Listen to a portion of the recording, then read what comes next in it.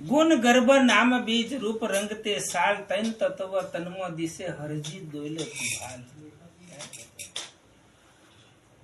કે નામ હોય ત્યાં ગુણ હોય છે, ગુણ વિના કશું ના હોય.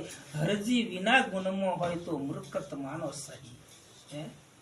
જે જગ્યાએ નામ પડ્યું છે એ જગ્યાએ ગુણ પ્રગટ થયો છે, અને જે જગ્યાએ ગુણ પ્રગટ થયો છે એ જગ્યાએ જીવ પ્રગટ થયો છે. અને જ્યાં ગુણ નથી ત્યાં કશું નથી, ત્યાં નાશવંત છે, ત્યાં મૂર્ખત જેવું મનાય છે.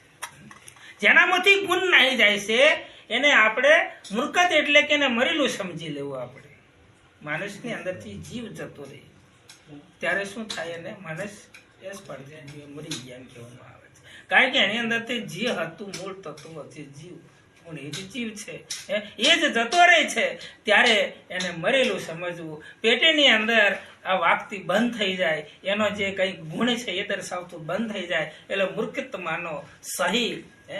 એમ દરેકની અંદર દરેક નોમની અંદર ગુણ પડેલો છે ને છે જ, પરંતુ આપણી એ ગુણને આપણે પારખી લેવાની જરૂર છે, એ નક્કી કરી લેવાની જરૂર છે. ભરતભાઈ એક સરસ વાણીની અંદર એક શબ્દો મૂકી આવ્યા કે આરે અવસરમાં જેને સદગુરુ સેવ્યા, શું કે છે, આ અવસરમાં જેને સદગુરુ સેવ્યા એને વસ્તુ દેહ મેં બતાવી. ક્યાં? આ દેહની અંદર પંચભૂતનું જે શરીર છે એની અંદર વસ્તુ, અનમોલ વસ્તુ, જે રત્નમોની સાચું હીરાની ખાન એ અહીંયા આ દેહની અંદર બતાવી દીધી છે. જેને જેને જડ્યું હોય, જેને જેને નક્કી થયું હોય એને સમજાયું છે, એને આનંદની વાત છે. જેને ના સમજાય તો ગુરુ શરણમાં જઈને આને જોવાની લેવાની જરૂર છે.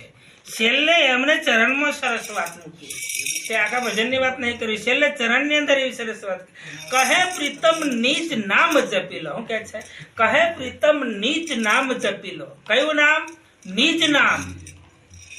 હરિને ભજે તે હરિનો સમાય. હવે એમને વાણીની અંદર ભરતભાઈ થોડુંક મને તમારું મોઢું દેખાય કે એમને વાણીની અંદર સરસ વાત કરી કે કહે પ્રીતમ નિજ નામ જપી લો. કયું નામ જપવાનું કીધું? નિજ નામ. એને નિજ નામ જપી લો. જે નિજ નામ જપ્યું છે એ હરિમાં સમાઈ જાય છે, એવું એ સંતનું કહેવું છે.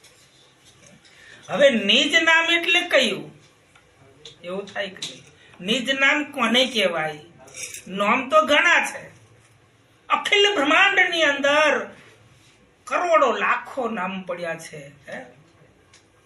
કોટિક નામ સંસારમાં તાકો મુક્તિ ના હોય. આદિ નામ ગુપ્ત છે ને બુચત વિરલો, કોઈને કોક વિરલો. કયું નામ? ગુપ્ત નામ. કયું?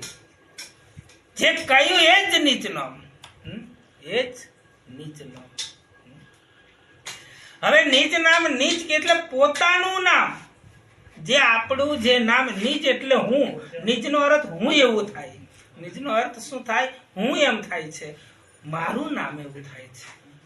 નીચ કેતા હું. આપણું જે નામ છે એ નામ નક્કી કરવાનું કીધું છે.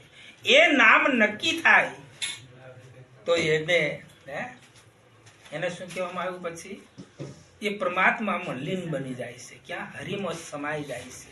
એ નામ નક્કી થાય તો એ જે નામનો ગુણ છે, તમે નિજ નામનો જે ગુણ છે એ નિજ નામના ગુણને હવે આપણે નક્કી કરવાનો છે કે નિજ નામ જોડવાથી એનો ગુણ કેટલો છે, એનો ગુણ તફાવત કેટલો છે, એ આપણે નક્કી કરવું પડે.